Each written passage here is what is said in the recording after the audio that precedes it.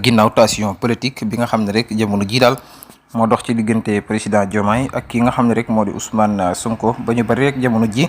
di addu ci seen diggante ñoom ñaar mu mel ne kon daal nañuy nemmeeku rek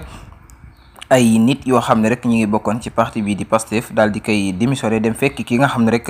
moo di président Bassirou Diomaye Diakhar Faye ci coalition Diomaye président ngir dem daal di koy soutenir jamono ji mu nekk nag loo xam ne jamono ji ñi nga xam ne rek ñoo bokk ci parti bi di Pastef ñoom daal la ñu xam ne rek moo di képp koo xam ne ànd nga ak sa ngor àndal ak sa ngor ba tey ànd ak sa dignité waaye képp koo xam ne rek loolee jóge na ci yow na nga daal di dem fekki président Diomaye bi nga xam ne rek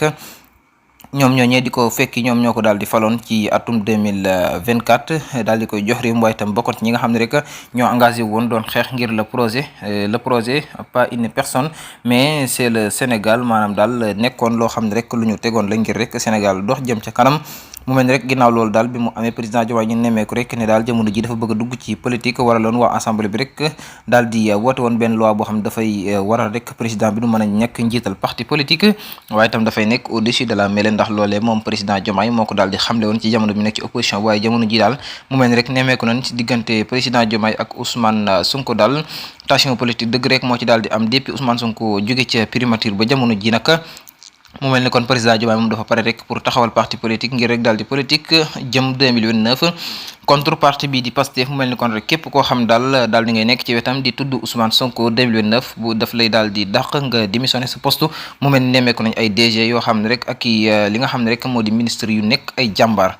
yoo xam daal jamono ji président Diomaye bu nu tuddee Ousmane Sonko 2029 daf leen di dàq ñu jóge ci wetam moom président Diomaye ba démb rek daal nañuy gis ki nga xam ne rek moo di Cheikh Bara Ndiaye muy révélé que ne rek gars yi dañuy démissionné di bind ay poste président Diomaye di leen fal mu nekk loo xam ne jamono ji nag lu doy war la ñu jàll ba tey wax ci keneen mu di Ousmane Sonko ginnaaw liggéey bi nga xam ne rek Serigne Mountakha Bassirou Mbacké daal na koy santaane ca Touba ca université muy murit bu nekk rek joxe 7000 francs ngir rek liggéey ba nu fay liggéey mën a daal di yemb ginnaaw loolu nag moom njiital parti Pastef bii di Ousmane Sonko waaye itam nekk président bu assemblée nationale jamono ji daal di yëkkati lu toll ci ab 1 million francs CFA daal di koy jébbal Serigne Mountakha ci liggéey boobu nga xam ne rek woote na ko ca université Cheikh Abdoul Ahad Mbacké ba nekk ca Touba moom nag Ousmane Sonko lii di liggéey bu rëy boo xam daal na koy def ginnaaw ay mbir yi nga xam ne jamono ji mi ngi daal di xew ci comme li nga xam ne rek tuddoon na ko ca diwaanu Touba Mbacké